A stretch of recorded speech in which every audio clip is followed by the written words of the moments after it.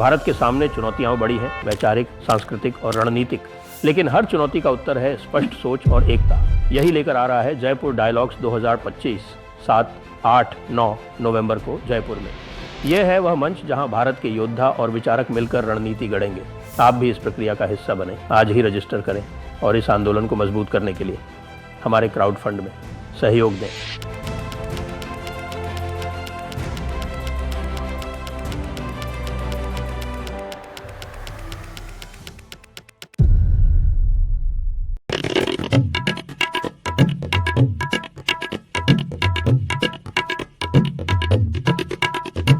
कार्यक्रम में और हमारे साथ आप सभी नमस्ते। एक बार फिर से पॉज करो भैया, पॉज करके रिज्यूम करो। क्या बीच में उल्टा? नमस्ते, आप सभी का स्वागत है आज के इस कार्यक्रम में। और आज हमारे साथ जुड़ गए हैं वीरेंद्र नाथ भट्ट जी और अनुपम सिंह जी। आप दोनों का मैं यहाँ स्वागत करता हूँ। सभी से अनुरोध करता हूँ कि कृपया हमारे चैनल को सब्सक्राइब करें, वीडियो को लाइक करें और आपसे ये भी आह्वान करता हूँ कि आने वाले राष्ट्रवादियों के महाकुंभ दी जयपुर डायलॉग्स एनुअल समिट में स्पॉन्सरशिप्स की एक पॉसिबिलिटी है। तो वो स्पॉन्सरशिप्स जो भी करना चाहे नीचे डिस्क्रिप्शन में जाके वो सारे डिटेल्स दिए हुए हैं। तो साहब हम जनाब आली मोहतरम वीरेंद्र नाथ भट्ट जी से आरंभ करेंगे। जी। वीरेंद्र नाथ जी, हमने सुना कि कुछ हमारे जो आई लव मोहम्मद वाले जो भाई लोग थे उनकी कुछ खिदमत कर दी गई है। क्या खबर है आपके पास? देखिए, ये आज तो फ्राइडे था और फ्राइडे का दिन तो खिदमत के लिए ही होता है। तो और ये एक बिल्कुल नए किस्म की एजिटेशन पॉलिटिक्स शुरू हो रही है। और जैसा हमने देखा था दिसंबर 19 के शाहीन बाग पे में जो जिहाद हुआ था दिल्ली में, और जिस तरीके से 1 साल का जो है ये सितंबर 20 से 21 तक दिल्ली हरियाणा बॉर्डर पर किसानों का जो हुआ था आंदोलन, उसको भी मैं जिहादी कहूंगा। तो लगातार वो फोर्स कर रहे थे कि पुलिस उन पे कार्रवाई करे। और जिस तरीके से 2021 में 26 जनवरी को लाल किले पे हमला किया गया, पुलिस वालों पे हमला किया गया, पुलिस वालों को बहुत चोटें भी आई, लाल किले पे झंडे का अपमान किया गया, वहां राष्ट्रीय झंडा उतार करके एक खालिस्तानी झंडा फहराया गया। और आईटीओ चौराहे पर एक ट्रैक्टर पलट गया, उसमें किसान की मौत हो गई, जिसको एक महान पत्रकार ने कहा कि पुलिस की गोली से मारा गया है। पुलिस ने डिनाई किया, उसके उसके खिलाफ एफआईआर हुई और आज तक उसके खिलाफ जो है स्टे चल रहा है सुप्रीम कोर्ट का। 4 साल हो गए हैं, ये सब हम देख चुके हैं। तो उसी से सब जो है यूपी में बकायदा कन्फ्रंटेशन फोर्स किया जा रहा है पुलिस के ऊपर कि पुलिस इनकी पिटाई करे। और खाली लव मोहम्मद नहीं हो रहा है, गुस्ताखे रसूल की एक ही सजा, सरतन से जुदा का नारा भी लगाया जा रहा है। लेकिन किसी को ये नहीं मालूम है कि रसूल के खिलाफ गुस्ताखी कब हुई, कहाँ हुई, किसने की, कोई मामला है, किसी को कुछ नहीं पता है। और एक नई बात और हुई है, सबसे ज्यादा खुराफात की जा रही प्राइम मिनिस्टर की कॉन्स्टिट्यूएंसी वाराणसी में। वहां पे 12, 15, 16 साल के लड़कों का जुलूस, मुश्किल से 100 बच्चे रहे होंगे, उनके हाथ में तख्तियां थमा दी गई और वो भी गली में जुलूस निकाल रहे थे, यही नारा लगा रहे थे, सरतन से जुदा का। तो एक जो है एक इससे मैन्युफैक्चर्ड आउटरीच, कोई आधार नहीं है, कोई कोई इनके पास कॉज ऑफ एक्शन नहीं है, उसको अब बढ़ाया जा रहा है। यही भदोही में हो चुका है, यही लखनऊ में हो चुका है और ये बरेली में लगातार हो रहा है। बरेली में एफआईआर पहले भी हो चुकी है, इसी को लेकर के महाराष्ट्र में भी किया गया, गुजरात में भी किया गया।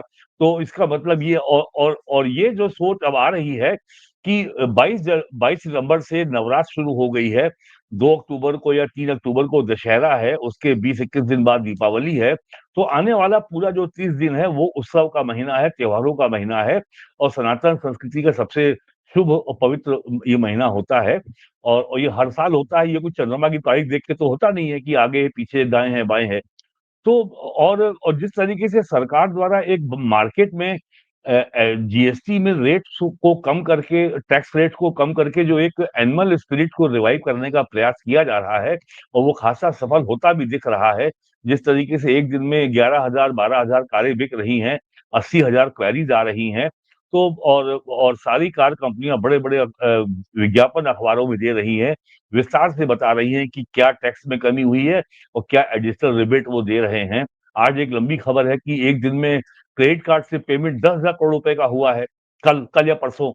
तो ये सब चीज़ें आ रही हैं, तो साफ लग रहा है कि अब कोई मुद्दा बचा नहीं है और वोट चोरी मुद्दा भी चला नहीं, वोट चोरी अधिकार यात्रा चली नहीं।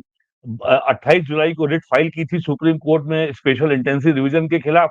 12 हियरिंग हो चुकी हैं, 14 हियरिंग हो चुकी हैं, 7 अक्टूबर को फैसला आने वाला है और चुनाव आयोग ने पूरे देश में एसआईआर कराने का फैसला कर लिया है। तो और लद्दाख में भी हमने देखा वहाँ क्या हुआ है, अब ये हो रहा है।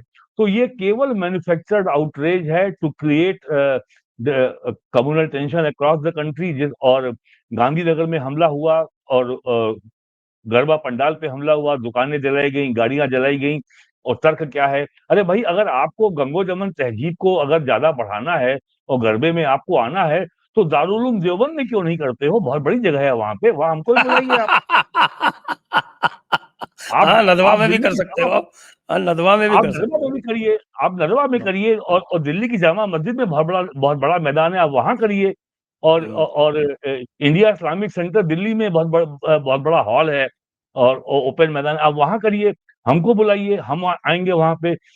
वहाँ माँ दुर्गा की मूर्ति की स्थापना कीजिए, हम सब मिल कर हाँ, के आराधना करेंगे और कौमी कौमी एकजुटती का इससे शानदार आपको कहीं कोई एग्ज़ाम्पल नहीं मिलेगा। दुनिया में बड़ा बड़ा अच्छा संदेश जाएगा कौमी एकजुटती का। हो सकता है यूएनओ भी इसको अपना टेम्पलेट बना ले कि देखो, ये भारत से जो ये जो खबर आई है, पूरी दुनिया को इसको मानना चाहिए और शायद इसका इसका असर गाज़ा में भी हो जाए, सीरिया में भी हो जाए। सीरिया में जो वहाँ जिहादी सुन्नी मुसलमान हैं, वो ड्रूज़ को मार रहे हैं, वो शिया को मार रहे हैं। इज़राइल को सीरिया की डिफेंस मिनिस्ट्री पे बॉम्बिंग करनी पड़ रही है उसको रोकने के लिए। तो ये सब जो हो रहा है, लेकिन ये क्लिक नहीं कर रहा है, जनता में हिट नहीं हो रहा है। और यूपी की बात मैं अगर करूँ, तो मुसलमानों के लिए भी इकोनॉमिकली ये बहुत महत्वपूर्ण महीना होता है, क्योंकि लखनऊ के किसी भी मोहल्ले में आप चले जाइए, सारे फेरी वाले, ठेले वाले पे जो आपको बेच मिलेंगे, उसमें आपको 2 तिहाई मुसलमान मिलेंगे। और लखनऊ एक अनूठा शहर है, जहाँ हर दिन शहर शहर के हर मोहल्ले में एक दिन वीकली बाज़ार होता है। जैसे ट्रांसगोमती में होता है वेडनेसडे को, उसमें आपको 2 तिहाई से ज़्यादा वेंडर्स जो मिलेंगे, जो दैनिक इस्तेमाल जो कंज्यूमर गुड्स कोई बेचते हैं, वो सब मुसलमान होते हैं। और वही लोग दीपावली में 1 हफ्ते बाज़ार नहीं होता है, तो वो जाके सामान बेचते हैं और दीपावली में आपको मालूम है बिक्री खूब होती है। तो ये सब जो हो रहा है, इसका नुकसान मुसलमानों को भी होगा, लेकिन वो लेकिन मुसलमान साहब वो अशरफ द नहीं है। ब मुसलमानों को कोई इससे क्या है, ये जो दीनी चीज़ें नहीं, हैं, नहीं, पैसे-वैसे का वो इसका अ, क्या वो लेना है स साहब? वो अरे वो साहब, वो ये दुनियावी वो चीज़ें लोग हैं, उनके लिए जी, दीन सबसे जी, जी। बड़ा है। अरे वो हाँ, लोग दीन सैय्यद सबसे नहीं है, बड़ा वो है लोग साहब। सैय्यद नहीं है, वो लोग अशरफ नहीं है। वो सब छोटे हाँ, वाले हैं, पसमानदा हैं, सब्जी वाले हैं और इस वो क्या है, लेकिन वो सैय्यद लोग नहीं हैं, इसलिए उसकी ओर ध्यान नहीं जाता है। तो ये सब जो यूपी में आज हो रहा है और आज बरेली में जो सुन्नियों का जो बरेलवी सुन्नियों का जो गढ़ है, जो आला हज़रत की जहाँ मज़ार है, आज वहाँ के मौलाना तौक़ीर रज़ा ने जो है, वहाँ जुलूस निकाला और वहाँ पुलिस ने लाठीचार्ज किया। और अभी ये एक डेवलपिंग स्टोरी है। अभी 2 घंटे में इसके डिटेल सामने आएँगे कि कितने लोग उसमें अरेस्ट हुए, कितने लोग घायल हुए या पुलिस ने क्या कार्रवाई की। और अभी जो मुझे अभी-अभी खबर मिली है कि वहाँ पे मामला अगर बढ़ेगा तो पुलिस एक इलाके में कर्फ्यू भी लगा सकती है। अभी ये कन्फर्म खबर नहीं है, लेकिन अगर कंट्रोल स्थिति जी। नहीं हुई तो कर्फ्यू लगा सकता है। और मौलाना तौक़ीर रज़ा का ये काम है कि वो हर दूसरे महीने एक धमकी जारी करता है और लगातार बोलता है कि अगर मुसलमान सड़क पे आ गए तो क्या होगा? तो हालाँकि वो कभी ला नहीं पाता इतने मुसलमान, लेकिन फ्राइडे के दिन जब नमाज़ होती है, तो मुसलमान स्वयं मस्जिद में आता है। तब भीड़ को इकट्ठा करना और उसको सड़क पे भड़का के उतार देना आसान काम होता है। बाकी 6 दिनों में भीड़ को इकट्ठा करके उकसाना थोड़ा कठिन काम होता है। तो आज ये खुराफात हो गई है और अगर ये मामला अगर बढ़ गया, तो इससे लगता है कि इनके जो अरमान है कि ये इस महीने टिल दिवाली हर फ्राइडे को बवाल करेंगे, तो ये चीज़ें सफल होती दिख रही है। और मुझे तो लग रहा है कि जो वक्फ एक्ट पे जो इनको कोई राहत नहीं मिली है और वक्फ बाय यूजर के नाम पे जो फर्जी वक्फ प्रॉपर्टी यूपी में उनकी संख्या 1.25 लाख है और उनके पास कोई डॉक्यूमेंट नहीं है, उसी के खिलाफ ये पेशबंदी हो रही है कि ताकि सरकार पे इतना दबाव बना दो कि हम इतना दंगा कर सकते हैं, हम शांति के लिए खतरा बन सकते हैं। तो अगर आपने हमारी वक्फ प्रॉपर्टी जो बिना किसी डॉक्यूमेंट के, बिना किसी कानूनी आधार के हमारे कब्जे में है, अगर खाली करने का प्रयास किया, और इस वर्ष जनवरी में वक्फ की ज्वाइंट पार्लियामेंट्री कमेटी आई थी, यूपी गवर्नमेंट ने पूरे यूपी की वक्फ प्रॉपर्टी का सर्वे कमेटी के सामने पेश किया था और कहा था कि 77% जो वक्फ प्रॉपर्टीज बताई गई हैं, उनका कोई डॉक्यूमेंट्री प्रूफ, डॉक्यूमेंट्री एविडेंस कुछ नहीं है। तो ये मुझे जी, लगता है जी। कि उसी की तैयारी आइए है। जरा चलते हैं अनुपम जी के पास में कि भाई अनुपम जी, ये जो है, ये भी जेन ज़ी की जो प्रोटेस्ट हो रही है उसी का पार्ट है और अभी लाठी चार्ज करवा दिया बरेली में योगी जी ने। अब योगी जी को तो भाई पार पा पाना मुश्किल है। दूसरी तरफ वो सोनम वांगचुक भी अरेस्ट हो गए और सोनम वांगचुक तो बताते हैं कि साहब की इंटरनेशनल फिगर हैं, मैग्सेसे अवार्ड विनर हैं। तो क्या मतलब भारत में ये जेन ज़ी का कोई फ्यूचर नहीं है, जेन ज़ी प्रोटेस्ट का? यानी आई लव मोहम्मद भी नहीं चल रहा है और सोनम वांगचुक भी नहीं चल रहे हैं, तो फिर कैसे काम चलेगा? मैंने सुना अभी-अभी एक कोई मौलाना थे, वो महाराष्ट्र में, कौन-सी जगह है, वहाँ पे जी, उन्होंने बहुत ज गाली दी है। दबा सही है। उन्होंने कहा कि योगी की हिम्मत हो तो ज़रा यहाँ आके दिखाए, हम उसको दफना देंगे। हम उनसे पूछ रहे हैं कि भई तुम्हारी हिम्मत हो तो यही बात ज़रा यूपी में जाके बोलो। हाँ, अनुपम जी। जी, सबसे पहले तो मैं थोड़ा-सा इसमें जोड़ूँगा, आपने कहा कि जो जेन ज़ी प्रोटेस्ट हो रहा है, ये आई लव मोहम्मद वाला या जो भी चल रहा है, उसी का हिस्सा है। मैं तो इसको इस रूप में देख रहा हूँ कि ये 1400 सालों से जो चला आ रहा है, ये उसी का हिस्सा है। ये कोई पिछले 1 साल, 2 साल या 3 साल पहले से जो चला आ रहा है, उसका हिस्सा ये बिल्कुल नहीं है। क्योंकि आप 1500 साल पहले क्या था, उसका अध्ययन करेंगे और अभी क्या है, उसका अध्ययन करेंगे, तो कोई बदलाव आपको नहीं दिखेगा। आप बाकी कहीं अध्ययन करेंगे तो हो सकता है तब तक किसी ने मिट्टी का ढेला रखा हो, वो अब तक पत्थर बन गया हो। लेकिन इनका जो है, ये मिट्टी के ढेले ही हैं, ये कुछ और नहीं बन सकते हैं। समस्या ये है। और यूपी में भी आज जो लाठीचार्ज हुआ है, इन्होंने जो हिंसा की है बरेली में, तो सरकार का भी जो धैर्य है वो लगातार कई दिनों से था और जब वो जवाब दे गया। इसका कारण ये था कि ये बरेली से पहले और भी जगह तो कर चुके हैं। ऐसा नहीं है कि इन्होंने पहली बार यहाँ पे किया है। इससे पहले इन्होंने कानपुर में हंगामा किया था, वो 12 वफात या जो भी जिसको मिलादुन नबी जो भी कहते हैं, इनका जो भी त्योहार है, उस पर इन्होंने बोर्ड लगा लिया। बोर्ड लगाने के लिए कोई अनुमति नहीं ली। ये बार-बार संविधान करते हैं, तो जो जिस संविधान से थाना चलता है, जिस संविधान से अदालत चलती है, आप वहां तो तुम जाओ और वहां से जाकर के तुम बोर्ड लगाने की अनुमति लेकर आओ। वैसे मुझे लगता है सुप्रीम कोर्ट तो दे ही देगा, वहां पे गवाही बैठे हुए बोलेंगे कि जाओ भाई बोर्ड लगा लो, कोई दिक्कत नहीं है। वो अलग बात है कि हिंदू अगर जाएंगे तो उनको भगा दिया जाता है। उसके अलावा इन्होंने काशीपुर में, उत्तराखंड उधम सिंह नगर जो है, वहां पे हंगामा किया। उसके बाद इन्होंने पीलीभीत में जहानाबाद नाम की एक जगह है, वहां पे हंगामा किया। और फिर अब बरेली में आके इन्होंने जो हंगामा स्टार्ट कर दिया है। इससे पहले ये गांधीनगर में इन्होंने किया था, उससे पहले दावणगेरे में किया था, और वहां जहां किया था उसका नाम कार्ल मार्क्स नगर है। मुझे भी पहली बार पता चला कि कर्नाटक में ये कार्ल हाँ, मार्क्स नगर नाम की कौन सी जगह है।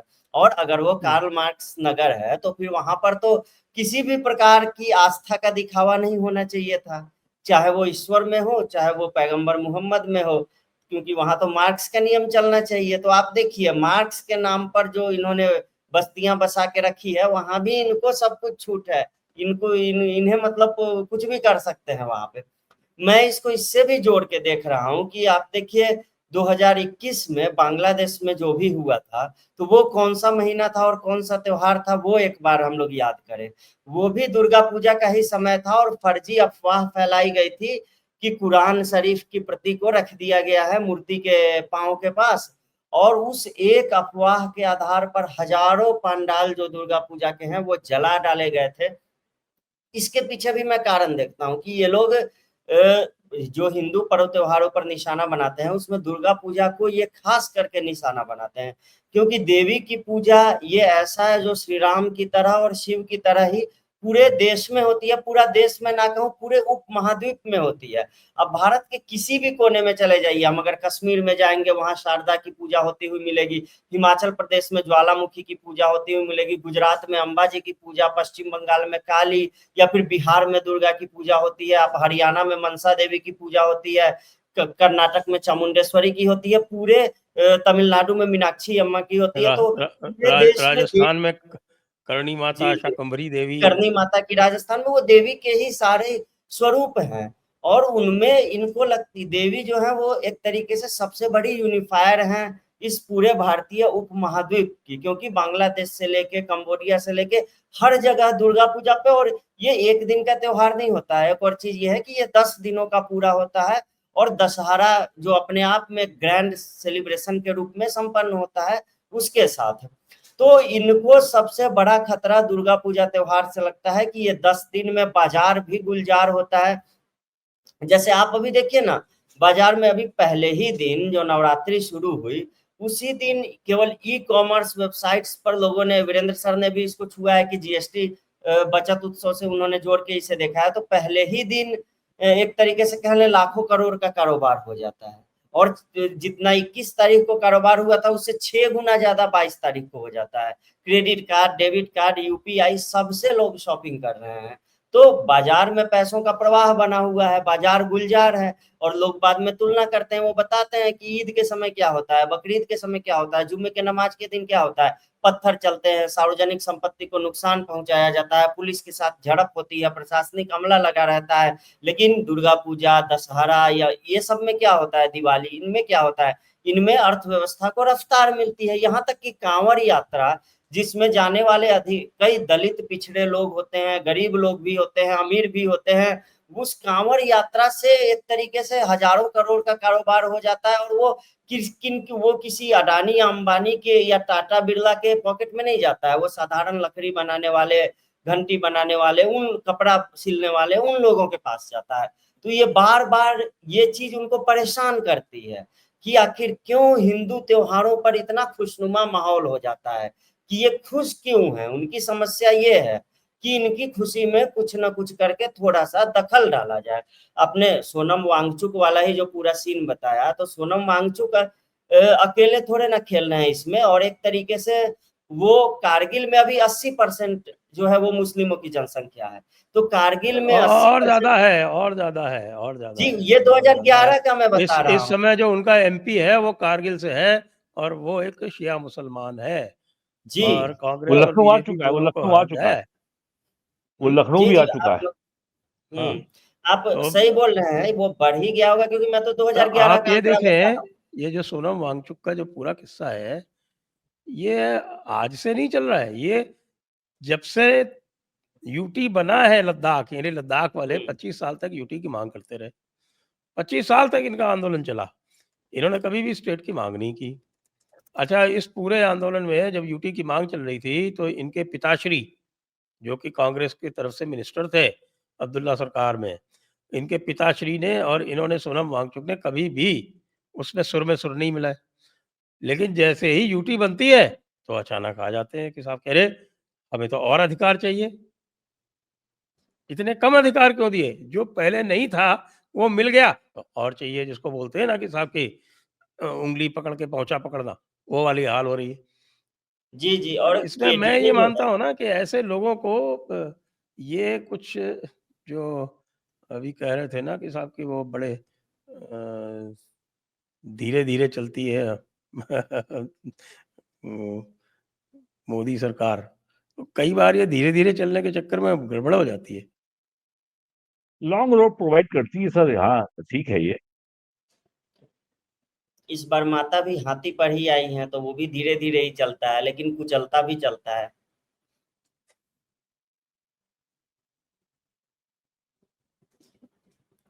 ये केडीए जो है इनका पूरा, जो ये जो भी केडीए के नाम पे ये लोग खेल रहे हैं, कारगिल डेमोक्रेटिक अलायंस या जो भी, हालांकि इस्लाम का डेमोक्रेसी से क्या संबंध है ये तो मुझे आज तक नहीं पता चल पाया, क्योंकि जो भी मैं 50 वो मुस्लिम कंट्री देखता हूँ तो मुझे डेमोक्रेसी ही नहीं दिखाई देती है। वहां तो एक तो 50 शब्दों का इनका टाइटल ही होता है कि क्या क्या करके, वो अलग चीज है। लेकिन केडीए जो है उन्होंने पिछले ही साल मतलब कुछ ही महीनों पहले उनके प्रतिनिधि जो है वो फारूक अब्दुल्ला और उमर अब्दुल्ला से मिलने गए थे और वहां पर वो लोग ये जम्मू कश्मीर में वापस मिलाने की लद्दाख को और योजना बनाकर वहां से लौटे हैं।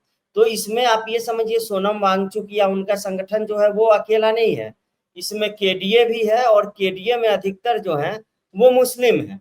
जैसे और ये जम्मू कश्मीर के साथ लद्दाख के पुनर्एकीकरण के लिए अभियान चला रहे हैं। और वो कैसा अभियान है? वो अभियान ये है कि उसमें इनका एजेंडा है कि हम ऐसी रणनीति बनाए कि फिर से हम इस्लामी शासन के दौर में लौट आए और हम ये मुफ्ती और अब्दुल्ला से गवर्न किए जाए।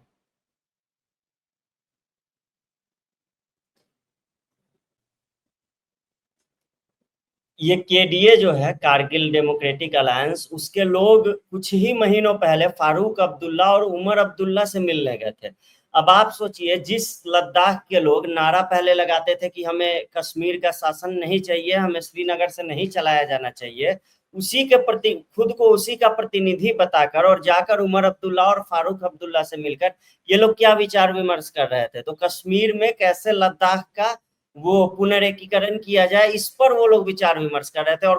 और इस जैसे सोनम वांगचुक एक नाम, एक आवरण दिया गया है कि हाँ ये जो है ये हमारे आंदोलन का नेता है, लेकिन उस प्रतिनिधि मंडल में कौन लोग थे आप वो देखिए। उसमें जो कमर अली अखून है वो था, सांसद जो वहां का है हनीफा जान या जो भी नाम है वो था, मोहम्मद जाफर अखून था, और भी जितने भी नेता थे वो सारे के सारे मुस्लिम नेता थे। तो कहने का अर्थ ये है कि कारगिल, आपने सही कहा कि 2011 में 80% वहां मुस्लिमों की आबादी थी, अब तो ग्राफी बदल के 90%, वो 95% भी हो गई होगी। तो सोनम वांगचुक ने या जो भी लेह के और लद्दाख के बौद्ध संगठन है वो तब कहाँ सो रहे थे? तब उन्होंने क्यों नहीं आंदोलन किया और उन्होंने ये डेमोग्राफी को बदलने कैसे दिया? और उसको रोकने का काम वहां वो तो दिल्ली से किया गया कि डेमोग्राफी फिर फर्दर चेंज ना हो, तो इनको मुक्त करा के इनका स्वायत्त शासन दिया गया, 84% आरक्षण दिया गया उनको, महिलाओं को आरक्षण दिया गया वहां पर जो पार्षद वाला होता है उसमें। और सज्जाद कारगिली जो चलाता है, जो एक तरीके से मुख्य व्यक्ति है इसका केडीए का, वो सज्जाद कारगिली जामिया से पढ़ा हुआ है और वो वो कारगिल में एक इस्लामिया स्कूल चलाता है। यानी इन लोगों के लिए शरिया पहले है, संविधान बाद में है। और ये लोग चाहते हैं कि लद्दाख जो है वो फिर से और वो बन जाए, फ्री लद्दाख फ्रॉम कश्मीर का नारा जहां लगता था, आज वहां पे फिर से ये कश्मीर में जाना चाह रहे हैं। तो और उसके लिए उन्होंने चोला पहना है कि हम बौद्ध और मुस्लिम एक हो गए हैं, और ये सोनम वांगचुक है, क्लाइमेट एक्टिविस्ट हैं और हमारे नेता हैं। और आप ये देखिए सीआईए किस तरीके से काम करता है, मुझे तो फिशी लग रहा है कुछ ना कुछ, इसमें आप बताएंगे क्योंकि आप इसके ज्यादा अधिक विशेषज्ञ हैं। 2009 में फिल्म आती है 3 इयर्स, और वो फिल्म उस समय आती है और सुपर हिट होती है। इंजीनियरिंग उस समय बूम पर था, लोग मतलब जो सारे परीक्षाओं में क्रैक करके लोग सरकारी प्राइवेट उसमें एडमिशन ले रहे थे, और उस समय ये फिल्म आती है, सारे इंजीनियरिंग कॉलेजों के बच्चे इसको देखते हैं और वो ब्लॉकबस्टर हो जाती है, इंडस्ट्री हिट हो जाती है। फिर लोग सर्च करते हैं कि अरे देखें जरा ये कहानी है किसकी, और उससे पहले चेतन भगत किताब लिखते हैं तो ये कहानी है किसकी। फिर उस समय इंटरनेट पर आता है कि उस समय हालांकि उतना ज्यादा चलन तो था नहीं, फेसबुक ट्विटर वगैरह इन सारी चीजों का, तो लोगों को पता चलता है कि ये सोनम वांगचुक की कहानी है, ऐसे ऐसे ये व्यक्ति हैं। और फिर उस समय से मीडिया सोनम वांगचुक को कवर करना शुरू करती है, उन्हें मैग्सेसे अवार्ड भी दिया जाता है, फिर वो क्लाइमेट एक्टिविस्ट भी बन जाते हैं। और 2009 था वो, और अभी 2025 है, 16 साल एक तरह से समझिए हो गया। और 16 साल बाद हमें पता चल रहा है कि सोनम वांगचुक का महिमा मंडन कब, क्यों और कैसे शुरू किया गया था। तो मुझे तो लगता है भारत में हो सकता है अभी भी कई ऐसे लॉन्ग टर्म प्रोजेक्ट्स उनके चल रहे हो, जिनका हो सकता है अगले 5 साल बाद, 10 साल बाद या 20 साल बाद कुछ परिणाम हमें दिखे, तो उनको अभी से ही खत्म करने की जरूरत है, ऐसा मुझे प्रतीत हो रहा है। जी जी, तो ये तो इनकी ये स्थिति थी, लेकिन और भी बहुत कुछ हो रहा है साहब। आपके बिहार में भी बहुत कुछ हो रहा है, और उत्तर प्रदेश में साहब ये आज़म खान साहब क्या करने जा रहे हैं? ये तो थोड़ा समझाएँ आप भट्ट साहब। देखिए साहब, आज़म खान साहब का तो जो तारीख है मैं 77 से आज तक जानता हूँ, और जब वो एएमयू के महामंत्री थे, तब उस समय आरिफ मोहम्मद खान साहब एएमयू छात्र संघ के अध्यक्ष थे, जो आजकल बिहार के गवर्नर हैं। तो एक बार एएमयू छात्र संघ का कोई कोई समारोह हो रहा था, तो उन्होंने उसी हॉल में अपने साथी से कहा, जरा अपनी शेरवानी मुझे देना। तो आरिफ मोहम्मद खान साहब ने उनको मंच से टोका, ये कोई गुसल खाना नहीं है जो आप यहाँ पे शेरवानी बदल रहे हैं, जाइए अपने कमरे में शेरवानी बदल के आइए। तो आजम खान साहब जब इलेक्शन लड़ रहे थे, तो उनका नारा होता था, सर सैयद के शोक चमन के शहजादों, आजम खान आपसे मुखातिब है। और आजम खान साहब जब इमरजेंसी में जेल गए थे, जब ये जेल से छूट के आए, तो इनका एएमयू में बहुत स्वागत हुआ। और कम से कम जो 20,000 जो भी छात्र थे वहां इकट्ठा थे, और उस समय प्रोफेसर एम खुसरो वहां के वाइस चांसलर थे, और प्रोफेसर एम खुसरो को आजम खान ने बहुत गालियां दी कि इसी ने मुझे जेल भिजवाया था। तो पूरा एएमयू का छात्र उससे नाराज हो गए, और ये अकेले वहां से लौटे, कोई इन्हें छोड़ने नहीं आया। और ये कहा जाता है कि उसके बाद से आजम खान कभी दोबारा एएमयू कैंपस नहीं गए। तो और तो जो आजम खान ने यूनिवर्सिटी में किया था, वही उन्होंने अपनी पॉलिटिक्स में किया। वो पूरा जीवन सबको गाली देते रहे। उन्होंने उन्होंने मुलायम सिंह यादव को भी नहीं छोड़ा। 2009 में जब के लोकसभा चुनाव में जब मुलायम सिंह ने कल्याण सिंह से अलायंस कर लिया, क्योंकि अमर सिंह ने कहा था कि अगर अलायंस कर लोगे तो लोधों का वोट मिल जाएगा, और रामपुर की लोकसभा सीट का डिलिमिटेशन होने से लोध वोट ज्यादा आ गए हैं, और अमर सिंह की चिंता थी कि जयप्रदा चुनाव जीत जाए। वो जीत गई। तो उसके चलते कांग्रेस को बहुत फायदा हुआ, और कांग्रेस को लगभग 21 सीटें मिल गई, और बाद में एक और मिल गई फिरोजाबाद, जहां बाई हाँ, इलेक्शन हुआ था। वो मुझे ध्यान है, उसके उसी के बाद से राहुल गांधी को काफी जी। और राज बब्बर गलतफहमियां हो जीत गई गए थे। थी। अखिलेश नहीं, वो यादव 2 अच्छी बात सीट है। लड़े एक्चुअली वो थे। क्या हुआ कि उस गलतफहमी के कारण ही राहुल गांधी 2014 हारे, वरना 2014 में जी। चुनाव ना होने देते। तो अखिलेश यादव जो है, 2 फिरोजाबाद से दोनों जीत गए थे, और उन्होंने 2009 में खड़ा किया अपनी पत्नी डिंपल यादव को, और डिंपल चुनाव हार गई थी। उस दिन के बाद से अखिलेश यादव ने फिर कभी कल्याण सिंह की ओर नहीं देखा।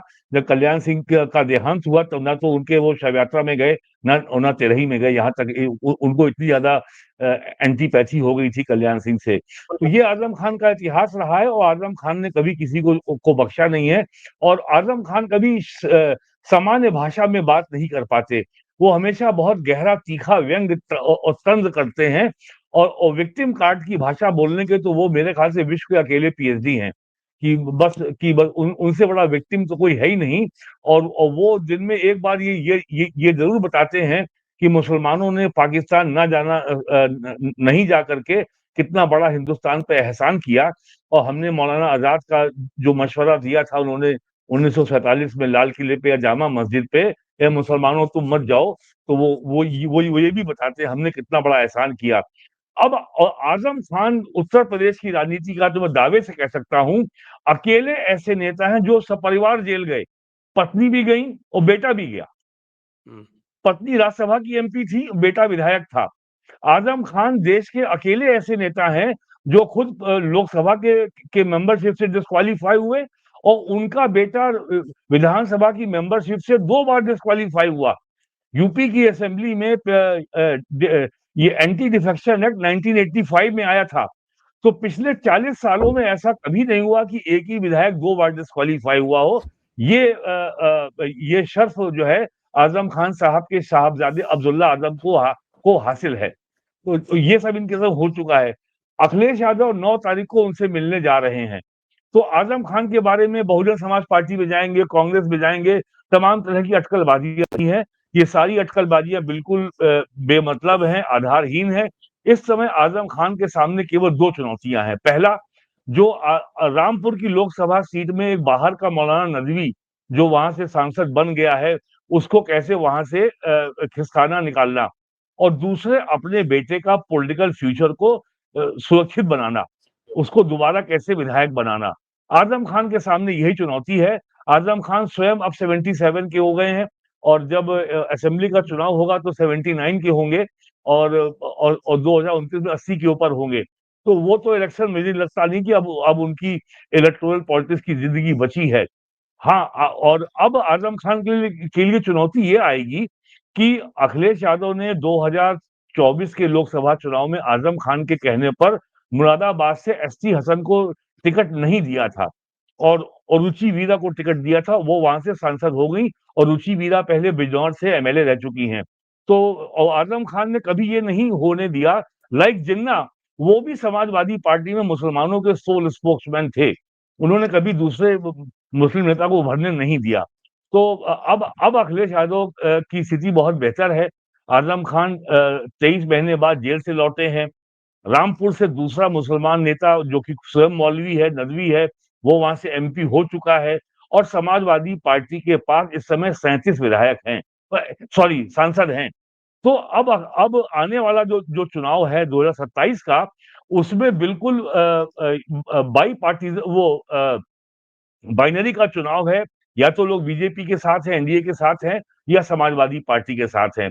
बीजेपी के साथ जो पार्टनर बहुत छोटे-छोटे हैं, राष्ट्रीय लोकदल है और सुखदेव राजभर की जो है सुहेलदेव समाज पार्टी है और एक वो है निषाद पार्टी।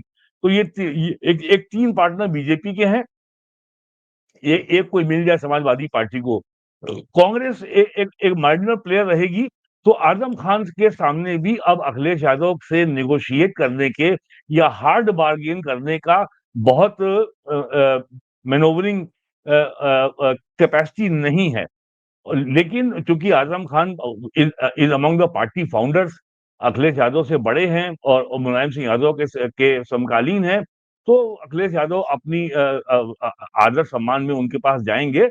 लेकिन आजम खान जो है सौदेबाजी नहीं छोड़ेंगे और आजम खान किस तरह की सौदेबाजी करते हैं, उनको 1947 के जिन्ना के तौर तरीके को पढ़ लेना चाहिए। बिल्कुल वही स्ट्रेटजी है, कोई कुछ बदलाव नहीं है। और ग्लोबली मुसलमान कैसे निगोशिएट करते हैं, ग्लोबली जो है मुसलमान कैसे अपनी जगह बनाते हैं, वेदर इट इज यूरोप और अमेरिका और इंडिया, कोई अंतर तो है नहीं। और जो अभी बात कर रहे थे अनुपम की मुसलमान कैसे अटैक करते हैं, तो अगर क्रिश्चियनिटी ने भी जो एंशियंट रिलीजन है इटली में और एशिया में, उनको ऐसे ही खत्म किया है ये सारे पैगन रिलीजन को। जो इस्लाम आज कर रहा है, ये क्रिश्चियनिटी 1000 साल से पहले कर चुकी है। क्रिस्टीना बिल्कुल कर निक्सी की जो चुकी है, किताब बिल्कुल है, कर चुकी है। वो सब है ज़िक्र में। जी, पूरी ईस्टर्न जी, रोमन एम्पायर क्रिश्चियंस ने इसी तरह से हुँ। की जी, थी। ऐसी खत्म की है। एक वो एक बहुत बढ़िया किताब है, पता नहीं आपने पढ़ी है कि नहीं पढ़ी है, द डार्कनिंग एज। जी, क्रिस्टीना निक्सी की है, मैंने पढ़ी है। Yes, I have that book. तो वो डार्कनिंग एज में जो पूरा डिस्क्राइब किया है इन लोगों की बहुत भयानक गाथाएँ, है वो। हाँ, वही आज हो रहा वो है। किसी भी तरह से जो इस्लामियों ने किया है, उससे कम नहीं है, उससे ज़्यादा ही होगी 2-4 जी, कदम। हाँ। वो जिस तरीके से मारा हिपैशिया को, उसकी फोटो आज भी लगी है आपके वेटिकन में। जो जो अलेक्जेंड्रिया की जो साइंस की टीचर थी मैथमेटिक्स की, हिपैशिया, वो तो हाँ, आज भी हाइपेशिया, उसकी हाँ। हाइपेशिया, उसकी पिक्चर आज भी लगी है वेटिकन में। और वो उसको बताते हैं कि वो उनकी वॉर ट्रॉफी है। हाँ, बिल्कुल, बिल्कुल, बिल्कुल। वो तो वे पूरी स्टैंडर्ड तरह से टेस्टर। ये जो अब्राहमी पंथ जो है, वो तो पूरी तरह से असहिष्णु हैं। उनको तो जी, अपने अलावा कोई रहना ही नहीं चाहिए, उनकी तो ये ना, फ़िलॉसफ़ी है। उनकी तो ये फ़िलॉसफ़ी है। आइए थोड़ा उन बिहार पे चलते हैं साहब। ये बिहार में क्या ओवैसी जी अब यात्रा निकाल रहे हैं और सीडब्ल्यूसी की मीटिंग हो रही है। ये क्या-क्या हो रहा है नए-नए कारनामे? न्याय यात्रा, असदुद्दीन आखिरकार ओवैसी की। और अभी-अभी मैं देख रहा था, आज तक वाले कोई हैं, आजकल आते हैं कोई तिवारी जी, वो भविष्यवाणी करते रहते हैं। वो आज वो कह रहे थे कि साहब कि वहाँ पर जो जातियों की गोलबंदी है, उसमें तनिक भी परिवर्तन नहीं है। तो फिर बाकी लोग क्या करेंगे और फिर हमारे प्रशांत किशोर क्या करेंगे? जी, जी। असदुद्दीन ओवैसी जो यात्रा निकाल रहे हैं, वो न्याय यात्रा है। आज वो पूर्णिया में घुसी है और पूर्णिया भी सीमांचल का ही हिस्सा है। हालाँकि मिथिला वाले कहते हैं कि ये सब हमारे मिथिला का ही हिस्सा है, लेकिन वो अब रहा नहीं। जो सीमांचल है और जहाँ भी मुस्लिम बहुल हो गया, वो बिहार और मिथिला से ऑटोमेटिक अलग हो गया, ऐसा आप मान के चलिए। तो अभी जिस पूर्णिया में प्रधानमंत्री नरेंद्र मोदी एयरपोर्ट देकर आए हैं, उस पूर्णिया में असदुद्दीन ओवैसी का जिस तरीके से भव्य स्वागत हो रहा है, वो आप अभी तस्वीरें देखेंगे तो भौंचक हो जाएँगे कि ओवैसी की वहाँ लोकप्रियता इतनी ज़्यादा क्यों है। उसके बाद वो कटिहार में घुसेंगे न्याय यात्रा के तहत। तो ओवैसी मोदी और तेजस्वी दोनों पर बराबर हमला कर रहे हैं। एक तरफ वो विक्टिम कार्ड ये खेल रहे हैं कि हमने तो कितने पत्र लिखे हैं लालू यादव को और तेजस्वी यादव को कि हमें भी महागठबंधन में शामिल कर लो, लेकिन वो लोग हमें कर ही नहीं रहे हैं। अब लालू यादव को डर ये है कि हम अपना पूरा मुस्लिम वोटर जो है वो ऐसे को क्यों दे दे। अगर एक बार उसका कैडर यहाँ पे बन गया तो जिस तुष्टीकरण के सहारे राजद बिहार में टिकी हुई है अभी तक, वो आधार ही, वो जो स्तंभ है वो ही ध्वस्त हो जाएगा।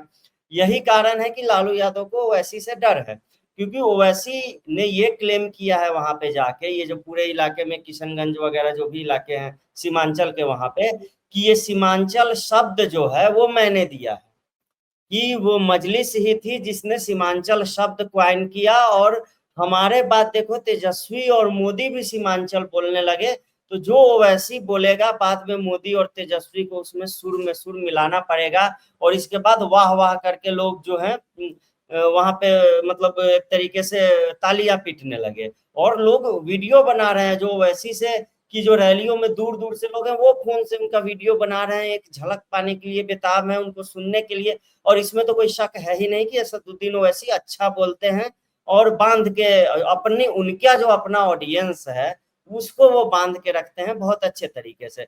लेकिन ये महागठबंधन के लिए बहुत ही बुरी खबर है। बहुत बुरी खबर इसीलिए है क्योंकि कांग्रेस पार्टी में कैडर का उत्साह ठंडा हो चुका है।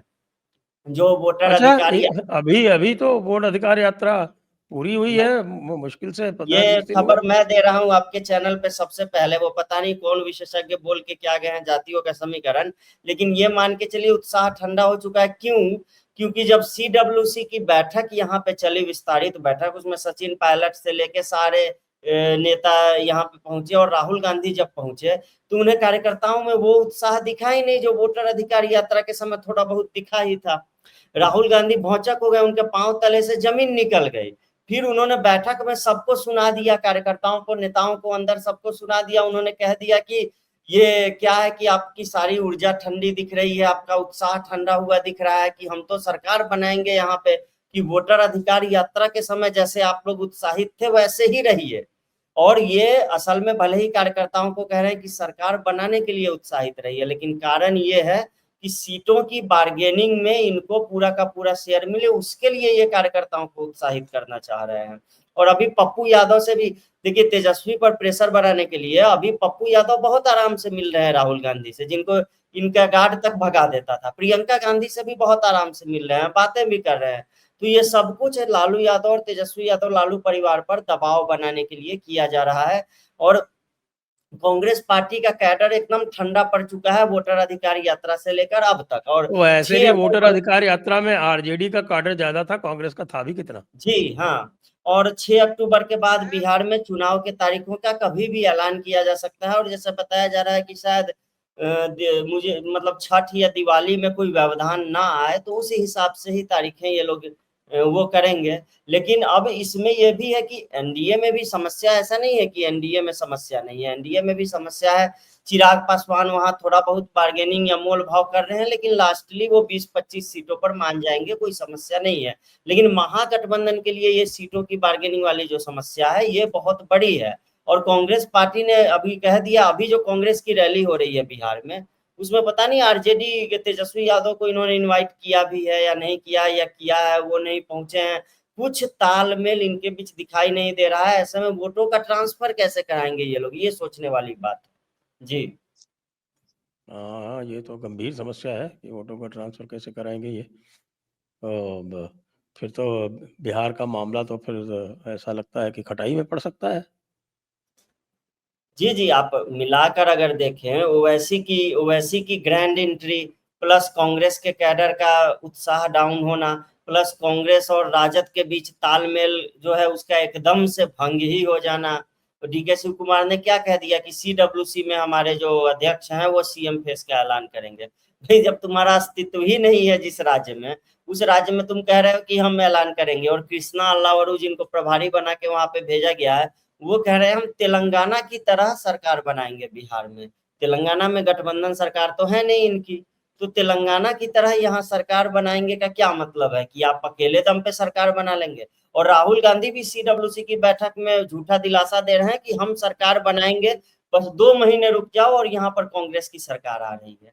तो ऐसे मुंगेरी लाल के हसीन सपने एक तरीके से वहां पर देखे जा रहे हैं। अभी सबसे मजबूत स्थिति में बिहार में भाजपा है, जदयू भी नहीं है, क्योंकि अशोक चौधरी पर जिस तरीके से प्रशांत किशोर ने हमला बोला है, प्रशांत किशोर जो है वो लगातार नेताओं को निशाना बना रहे हैं, उनका इतिहास खोद के ला रहे हैं। पहले उन्होंने सम्राट चौधरी को निशाना बनाया, अब अशोक चौधरी को निशाना बना रहे हैं। और अशोक चौधरी का संबंध जो है वो किशोर कुणाल के परिवार से है। और किशोर कुणाल का जो चेहरा है, भले ही वो गुजरात कैडर के अधिकारी थे, लेकिन बिहार में हर घर में, हर पीढ़ी में उनका सम्मान है। वो बिहार के जो मंदिर न्यास बोर्ड है उसके अध्यक्ष भी थे, और पटना का जो महावीर मंदिर है वो उनका ही बनवाया हुआ है, और कैंसर अस्पताल भी वहां पे चलवाते थे। तो उनके दिवंगत होने के बाद उनकी विरासत पर अब किसका दावा है? वैसे राजनीति में तो वैसे थे नहीं, लेकिन फिर भी एक क्लीन विरासत जो है, अशोक चौधरी को ऐसा लगा था कि हमें एक साफ सुथरी विरासत मिल रही है, जब उन्होंने शांभवी की शादी की किशोर कुणाल के बेटे से। तो लेकिन अब वो फंस गए हैं इसमें, तो उन पर भ्रष्टाचार के जो भी आरोप लग रहे हैं, प्रशांत किशोर ने 200 करोड़ या 100 करोड़ कुछ ऐसे आरोप लगाए हैं। इनका कहना है कि अब अशोक चौधरी ने कह दिया, हो सकता है मेरी बीवी ट्रांसफर कर रही हो पैसे इधर उधर और मुझे नहीं पता चल रहा हो, ये भी संभावना हो सकती है। तो इससे ये बोल के वो और ज्यादा फंस गए हैं कि अगर आपकी वाइफ ट्रांसफर कर रही थी तो आप अपनी वाइफ से पूछिए ना। मतलब आप एक ही मकान में रहते हैं कि अलग अलग रहते हैं? आप प्रसाद दूसरों से थोड़े पूछेंगे मेरी वाइफ क्या ट्रांसफर कर रही थी, कहाँ लेन देन हो रहा था, तुम बताओ। तो आप अपने घर में पूछेंगे। तो एक तरीके से नीतीश कुमार के करीबी नेताओं में अशोक चौधरी रहे हैं, हो सकता है उनको नेपथ्य में भेज दिया जाए, कुछ भी हो सकता है। और इसमें किशोर कुणाल का नाम आगे करके बचने की कोशिश भी उनके द्वारा ये की जा रही है। तो मुझे नहीं लगता है कि इसमें वो बहुत ज्यादा सफल होंगे, क्योंकि जदयू के जो 2 बड़े नेता हैं, ललन सिंह और संजय झा, ये इन दोनों का भाजपा के साथ, खुद प्रधानमंत्री के साथ बहुत अच्छा तालमेल है इन दोनों का। तो हो सकता है कि अगर ये जो प्रशांत किशोर के आरोपों के बाद इनको नेपथ्य में भेजकर और तब उस तरीके से समीकरण जो है वो सेट किए जाए। लेकिन इन्होंने आरोप सम्राट चौधरी पर भी लगाए हैं कि इन पर हत्या का मुकदमा है, कि इन्होंने अपना नाम बदल लिया, पहले कुछ और नाम था, 3 बार इन्होंने नाम बदला, ऐसी ऐसी बातें उन्होंने कही है। तो बज बनाने की प्रशांत किशोर पूरी कोशिश कर रहे हैं। और भोजपुर वाला जो रीजन है, ये अचानक से आरके सिंह ने जो बगावती तेवर अपना लिए हैं, उस कारण वहां पे भाजपा को नुकसान हो सकता है। और गुस्से में हो सकता है प्रशांत किशोर को भी कुछ लोग वोट दे दें, क्योंकि आरके सिंह मेरे ही जिले के डीएम रहे हैं बहुत पहले। शायद मेरे गांव में जो ग्रामीण बैंक है उसका उद्घाटन उन्होंने ही किया था, और वहां से वो गृह सचिव के पद तक पहुंचे, फिर उसके बाद सांसद बने आरा से और केंद्रीय मंत्री भी बनाए। समस्तीपुर नहीं, वो मोतिहारी पूर्वी चंपारण के भी डीएम अच्छा रहे हैं उस समय। जी। अच्छा तो मतलब लंबा, उनका तो बहुत लंबा करियर रहा है एज ए ब्यूरोक्रेट भी। और उन्होंने कभी आज तक जाति की राजनीति जो है वो नहीं की। उन्होंने राजपूत या क्षत्रिय वाला इस तरीके के शब्दावली का इस्तेमाल नहीं किया था। और आज आरके सिंह ऐसे बगावती होके उतर आए हैं कि वो लगातार बोल रहे हैं कि राजपूतों को एक्सक्लूड किया गया है, कि क्षत्रिय समाज ठगा हुआ महसूस कर रहा है, क्षत्रिय समाज से हमारा वो काराकाट, औरंगाबाद, ये सारी सीटें छीन ली गई है। मतलब ये आश्चर्यजनक है कि ऐसे संवेदनशील नेता का, जिनकी छवि काफी गंभीर वाली है और जिन्होंने अपने क्षेत्र में कुछ काम भी किए हैं, कम से कम उनके बारे में ये किसी ने नहीं कहा कि इन्होंने भ्रष्टाचार किया है, उस नेता का 10 साल अचानक केंद्रीय से मंत्री रहे हैं। अचानक से बगावती तेवर अपना लेना, ये बहुत ही आश्चर्यजनक है। तो उस क्षेत्र में जन सुराज जो है वो थोड़ा बहुत मजबूत होगा, लेकिन मुझे नहीं लगता है कि भाजपा को बहुत ज्यादा नुकसान जो है। आरके सिंह वही हमारे जो होम मिनिस्टर, जी होम सेक्रेटरी साहब की बात कर रहे हो ना? जी जी जी जी जी जी अच्छा, तो आरके सिंह को राजपूतन वोट क्यों नहीं दिया? उनके व्यवहार की वजह से। व्यवहार बेटर हो गया क्या? नहीं, उनको अब ये उन्होंने अब नैरेटिव ये अब चलाया वो गया जो है ना। वो सोच रहे हैं कि वो बहुत पॉपुलर हैं, ये समझ लीजिए कि हम्म बीजेपी का माहौल होते हुए भी वो हारे। हम्म तो उससे आप समझ सकते हैं कि वो कितने अनपॉपुलर थे। तो ऐसे में उनको ये गलतफहमी हो जाना कि वो बहुत बड़े नेता हैं बिना बीजेपी के, और मुझे लगता है कि वो अपनी जड़ जो है वो हमेशा के लिए काट रहे हैं, तो अच्छा ही है। वो यशवंत सिन्हा मोड में चले जाएं, यशवंत सिन्हा, शत्रुघ्न यशवंत सिन्हा सिन्हा, मोड में चले जाए तो यशवंत सिन्हा का जो हाल हुआ वही उनका हाल होगा। बिल्कुल सही लेकिन है। सर उनके पास अभी एज है, ही is hardly 70 years, RK Singh. अभी RK Singh is not that अरे ओल्ड। साहब जरा इनसे ही पूछ लीजिए ना, मुझको हमारे अभिषेक बाबू जो थे वो वहीं घूम रहे थे कि नहीं आरके सिंह जीतेगा। अब मेरे एक बैचमेट हैं शंभू सिंह जी, नाम आप भी जानते होंगे, आपके आरा के ही हैं, और उन्होंने मुझको बता दिया कि साहब इनको कोई वोट दे ही नहीं रहा है, हम लोगों से कह के हार गए इनके व्यवहार की वजह से। ये कार्यकर्ताओं से व्यवहार नहीं रखते हैं, ये वोटर से व्यवहार नहीं रखते हैं। जब आप बिहार में व्यवहार जो है वो काम से अधिक महत्वपूर्ण है। सही कह रहा जी हूँ? उत्तर प्रदेश में जी भी यही हाल है। जी। जो नेता जितना मिलेगा जुलेगा लोगों से, भले वो कुछ दे नहीं दे, बात सुन ले, तो लोग तो बोलते हैं कि हाँ भाई वो तो ये नेता है। वो तो होम सेक्रेटरी की तरह व्यवहार करते थे, तभी उड़ गए। तो इसलिए ऐसे व्यक्ति का बगावती होना, उससे कोई नुकसान नहीं होने वाला। कोई नहीं है उनके साथ जो मेरी लेकिन इन्फॉर्मेशन है। सर आप इस बताएँगे, बार बिहार अनुपम में जी बेहतर इस जानते हैं। बार बिहार में इस बार बिहार में एक मुझे परिवर्तन बहुत साफ दिख रहा है। जाति जो है गोलबंदी और मोबिलाइजेशन का अब एकमात्र आधार नहीं रह गया है। जिस तरीके से प्राइम मिनिस्टर ने आज प्रत्येक महिला के खाते में 10,000 रुपए भेजे हैं, टोटल 7,500 करोड़ रुपए गया है। जो मैंने अब तक देखा, it's going to make a huge difference in Bihar elections. और वहां पे लोग अब जाति का जो आकर्षण है बिहार में, मुझे इस बार हल्का उसकी पकड़ कमजोर होती हुई साफ दिख रही है। ये मान के चलना कि लोग भेड़ों की तरह वोट देंगे, ऐसा बिहार में अब की बार नहीं होने वाला है। और जिस तरीके से कांग्रेस जो अति पिछड़े का एक एक नया चार्टर लेके आई है, मैं तो कहता हूँ वो एक हमास चार्टर है। तो उससे भी they are trying to create a new fault line in the Bihar politics. जी, जी जी, मुझे जहाँ तक लगता है इसी चीज़ को एक्सप्लॉइट करने की कोशिश आरके सिंह भी कर रहे हैं, क्योंकि 2024 के लोकसभा चुनाव में जब ऐलान किया गया था कि उनको पार्टी का टिकट बना दिया गया है और उन्हें भाजपा उम्मीदवार बनाया गया है, और उस ऐलान के बाद मतलब 3 सप्ताह तक 23-24 दिनों तक वो आरा नहीं पहुंचे अपने क्षेत्र में। यानी पार्टी ने आपको कैंडिडेट घोषित कर दिया, उसके बाद लगभग 1 महीने तक आप गायब हैं अपने क्षेत्र से और फिर पहुंच रहे हैं। तो ये तो आपकी राजशाही वाली मानसिकता हुई ना, और लोग ये चीजें देखते हैं। और क्योंकि और ये राजपूत नाराज है वाला नैरेटिव ये हमेशा शुरू कर दिया जाता है, जब जब कोई चुनाव आता है तो उससे पहले इस तरह की बातें की जाती है। लोकसभा चुनाव से पहले भी पुरुषोत्तम रूपाला के बयान को लेकर काफी हंगामा हुआ था और ऐसा ही नैरेटिव सेट किया गया था। और चुनाव के बाद राणा सांगा को लेकर बयान दिया किसने, तो रामजी लाल सुमन, जो समाजवादी पार्टी का नेता है। तो इनकी पूरी की पूरी राजनीति जो है, ये जब किसी का राजनीतिक करियर मरने लगता है तो वो जाति के नाम पर फिर बार्गेन करने के आधार पे आ जाता है। और ये अभी से नहीं, जब से हारे हैं तभी से बगावती तेवर अपना चुके हैं। और इन्होंने कहा था कि मैं भाजपा की अंदरूनी गुटबाजी के कारण हारा, और अब तो ये नाम ले रहे हैं कि सम्राट चौधरी और उपेंद्र कुशवाहा इन लोगों ने हमें हराया है। जो भी लोग भाजपा का कल्चर जानते हैं, समझते हैं, कश्मीर से कन्याकुमारी तक, उनको पता है कि भाजपा में इनडिसिप्लिन इस तरीके से वो भी नाम ले लेके जिन्हें जिम्मेदारी दी गई है उन पर हमला किया जाए, उसको बर्दाश्त नहीं किया जा सकता है। तो इनको गन केस ही समझिए, ये या तो नई पार्टी बना ले, जैसा कि इन्होंने लोगों के साथ विचार विमर्श किया है, वहां पर अब किन लोगों के साथ किया है भगवान जाने, या फिर ये जन सुराज भी इन पे डोरे डाल रही है कि आप हमारे पास आ जाइए। लेकिन इनका राजनीतिक करियर अगर भाजपा से ये थोड़ा भी इधर उधर होते हैं तो खत्म, मतलब समझिए। लेकिन पिछले 3 दिनों में जो इन्होंने मचाया है उस हिसाब से तो खत्म ही समझिए। जी जी, तो आइए आज की चर्चा को अब यहीं पर विराम देते हैं। काफ़ी आज महत्वपूर्ण विषयों की चर्चा हो गई। तो आप सभी दर्शकों को बहुत-बहुत धन्यवाद और भट्ट साहब को और अनुपम जी को भी बहुत-बहुत धन्यवाद। जय हिंद, जय भारत, वंदे मातरम। जय श्री राम। एब्सोल्युटली और करेक्ट वहां है, के बिल्कुल। और वहां के जो मुसलमान हैं वो अपने आप को बिल्कुल वो लद्दाखी कल्चर से अपने आप को नहीं आइडेंटिफाई करते हैं, जो कश्मीर से वहां पर आके ये है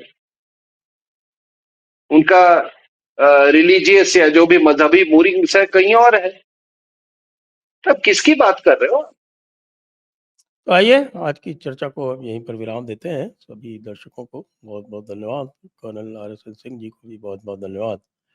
जय हिंद, जय भारत, वंदे मातरम।